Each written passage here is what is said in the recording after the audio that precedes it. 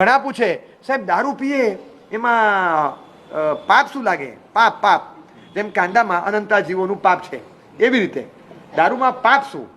ન પીવાય પછી પણ દારૂમાં કયા રૂલ કયા રીઝનથી નિષેધ છે? નો બોલો, કયા રીઝનથી નિષેધ છે?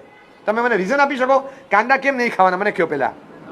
અનંતકાયજી છે માટે, બરાબર છે. તો દારૂ કેમ નહીં પીવાનું? હા, પણ કઈ રીતે? એમાં જીવ કયા? એકેન્દ્રિય, બેન્દ્રિય, અપકાય તેવું કાંઈ ભાવ તમે બતાવો. કયા પ્રકારના જીવ છે? સાધારણ વનસ્પતિ કાય, પ્રત્યેક વનસ્પતિ કાય, આમાં કઈ જીવની હિંસા થાય?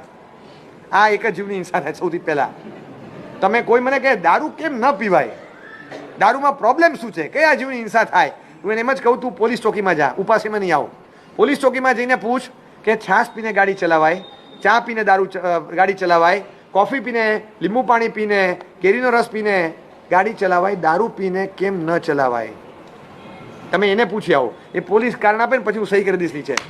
There is something which ruins your conscious, જે તમારા કોન્શિયસને તોડે છે.